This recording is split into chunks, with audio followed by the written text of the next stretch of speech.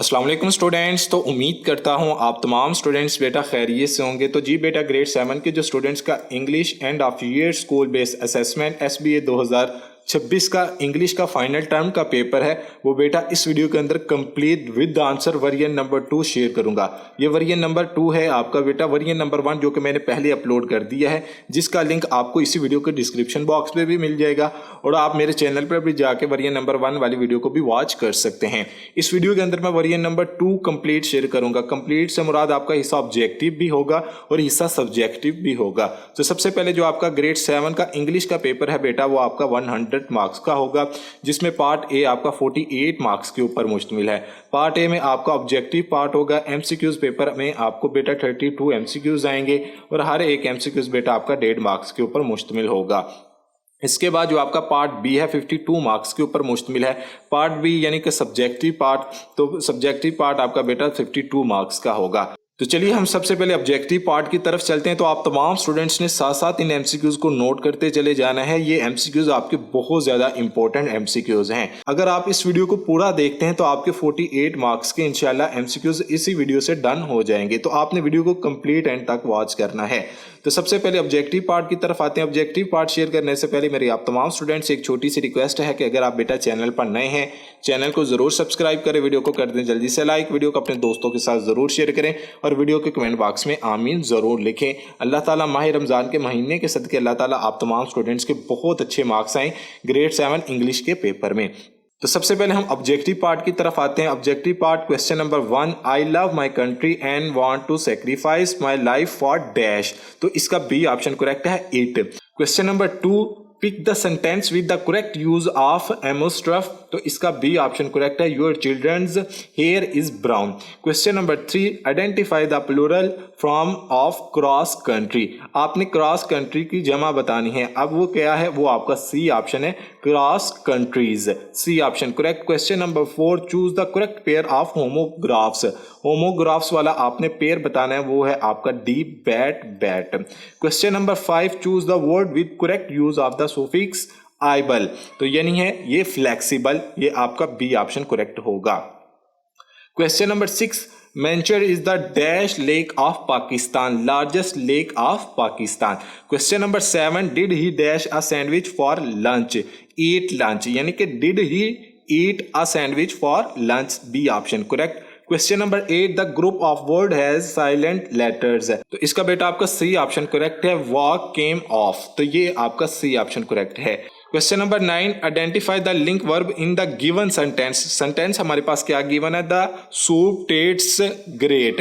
तो हमारे पास link verb क्या हुआ, हम ये तो नहीं ना कह सकते द सूप ग्रेट, तो ये कोई लिंक वर्ब नहीं है। अब सूप किस वजह से ग्रेट है, वो टेस्ट की वजह से ग्रेट है। Question number 10, select the adjective derived from the verb celebrate. तो इसका बी ऑप्शन करेक्ट होगा, celebratory. Question number 11, select the sentence of the present perfect tense. तो इसका B option correct, the teacher has explained the lesson to the students. Question number 12, he plays cricket on the ground, pick the correct structure of the sentence. A इसका option correct है, ये आपका order structure है। ये जो आपका ये sentence है ना, he plays cricket on the ground, तो इसका ये ऑर्डर स्ट्रक्चर है SVO।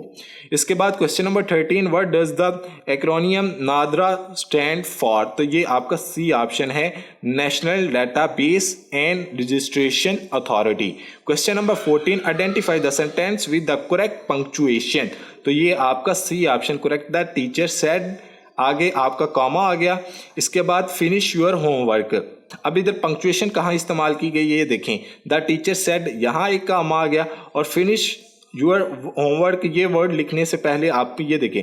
अब इधर ये भी पंक्चुएशन इस्तेमाल की गई है, फिनिश से पहले डबल कामा और होमवर्क के एंड के ऊपर डबल कामा। तो ये आपकी पंक्चुएशन है। तो उसने पूछा है ना, identify the sentence with the correct punctuation. आपने आइडेंटिफाई करना है इनमें से कौन सा सेंटेंस करेक्ट है पंक्चुएशन के लिहाज से। तो ये आपका सी ऑप्शन करेक्ट है। Question number 15, identify the sentence with the third person point of view. तो इसका डी ऑप्शन करेक्ट है, she is the fine example for the whole society. MCQs number 16, which sentence is capitalised correctly. A option इसका correct, the blue mosque is also known as Sultan Ahmed mosque. Question number 17, select the meaning of ambassador. तो ये आपका B option correct है, representative. इसके बाद next MCQs 18, how many syllables are there in the word envelope. तो ये आपका 3 option correct है, यानी कि बी ऑप्शन करेक्ट है 3 वाला। Question number 19, filling in the blanks to make present perfect continuous tense. I have been teaching dash 14 years। तो ये है आपका फॉर 14 years है। Question number 20, choose an imperative sentence. ये आपका ए ऑप्शन करेक्ट है, help the needy people. Question number 21, identify the figure of speech Salma cuts is as white has snow. तो इसका है स्माइल, आपका सी ऑप्शन करेक्ट है। Question number 22, choose the correct pair of homophones. पहले मैंने क्या आपके साथ पेयर शेयर किया था, होमोग्राफ्स वाला। अब इधर हमने क्या बताना है, होमोफोन्स वाला करेक्ट पेयर बताना है। तो वो आपका ए पेयर है, साइट साइट। इसके बाद next MCQs number 23, pick the correct meaning of idioms bite the bullet. तो इसका आपका सी ऑप्शन करेक्ट है, to accept something difficult. Question number 24, choose the declarative sentence. तो ये इसका डी ऑप्शन करेक्ट है, bring the vegetables for me. इसके बाद next MCQs number 25, choose the correct indirect speech of the sentence, she said I have done my work. तो इसका A option. Question number 26, identify the meaning of proverb when in Rome do has the Romans do. तो इसका D option बेटा आपका correct होगा। MCQs number 27, choose the sentence with the metaphor. तो ये इसका बी ऑप्शन करेक्ट है, life is the roller coaster. तो ये बी ऑप्शन करेक्ट है। इसके बाद बेटा नेक्स्ट एमसीक्यूज की तरफ चलते हैं। उससे पहले ये बेटा जो आपके एमसीक्यूज नंबर 28 से लेकर 32 तक जितनी एमसीक्यूज हैं, ये आपके बेटा 5 एमसीक्यूज बनते हैं। ये 5 एमसीक्यूज बेटा आपके इस पैराग्राफ के ऊपर मुश्तमिल है, स्टैंजा 1, स्टैंजा 2 एंड स्टैंजा 3 पर। आपने स्टैंजा 1, स्टैंजा 2 एंड स्टैंजा 3 तीनों स्टैंजा को ना आपने केयरफुली के साथ पढ़ना है। ये पोएम में से आपको एमसीक्यूज पूछे गए हैं। आपने इन 5 एमसीक्यूज के आंसर्स को इन 3 स्टैंजा में से ढूंढकर बताना है। Question number 28, who will be happy to see the grass. तो इसका है हाईवे, डी ऑप्शन करेक्ट है। Question number 29, which of the following factor determines your success according to the poem quality of work. इसका B option correct है। What is the meaning of paraphrase, if you can not be the sun be a star. तो इसका है try to give your best, A option correct है। Question number 31, second last question, what lesson do you learn from the poem. तो ये है we should be the finest at our duty. इसके बाद last MCQs है बेटा आपका question number 32, which is the tone of the poem.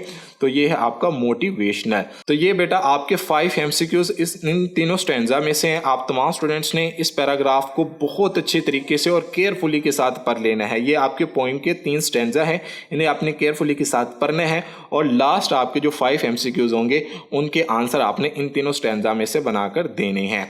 अब चलते हैं हम हिस्सा सब्जेक्टिव की तरफ। हिस्सा सब्जेक्टिव बेटा आपका बहुत इंपॉर्टेंट है। अब हिस्सा सब्जेक्टिव आपका बेटा 52 मार्क्स के ऊपर मुश्तमिल है। 52 मार्क्स का आपका हिस्सा सब्जेक्टिव होगा।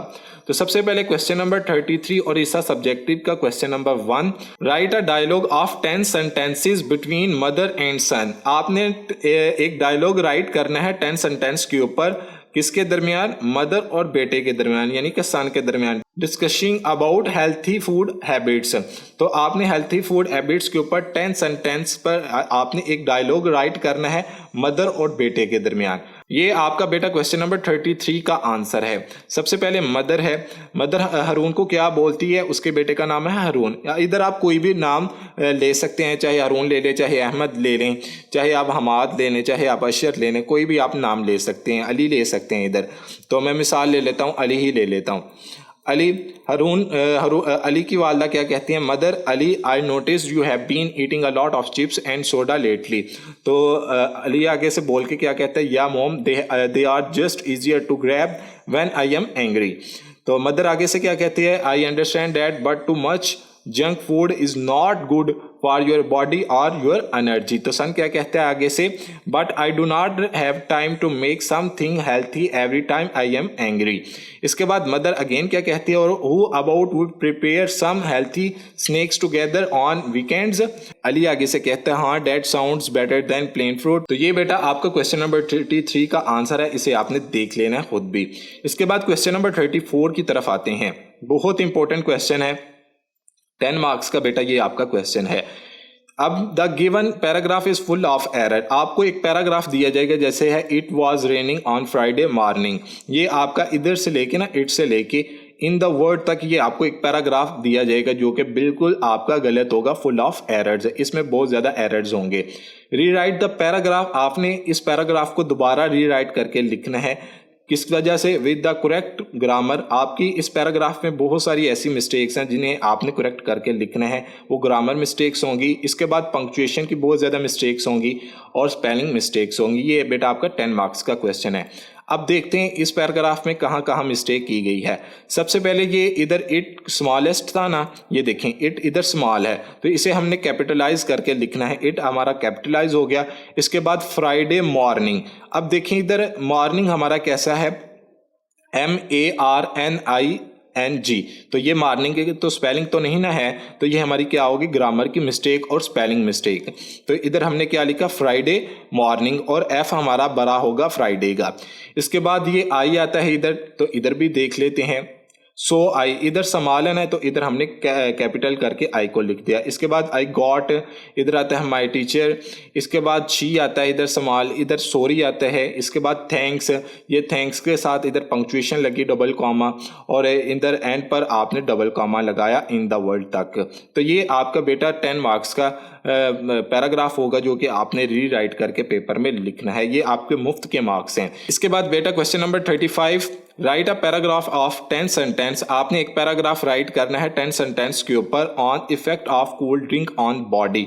ये आपके पास एक टॉपिक है, आइडिया भी उसने दे दिया है किसके ऊपर आपने 10 सेंटेंस राइट करने हैं, effects on cold drink on body using the given mind map. ये आपका मैप है, इसको आपने यूज करते हुए effects of cold drink on body के ऊपर 10 सेंटेंस का पैराग्राफ लिखना है।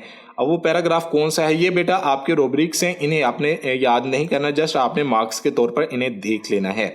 तो ये आपका क्वेश्चन नंबर 35 का इधर से लेके इधर तक आंसर है। आपने मैप को यूज करते हुए इस पैराग्राफ को 10 सेंटेंस पर लिखना है। तो ये पैराग्राफ आपका बेटा 10 सेंटेंस का है। आपने इस पैराग्राफ की बहुत अच्छी तरीके से प्रिपरेशन कर लेनी है।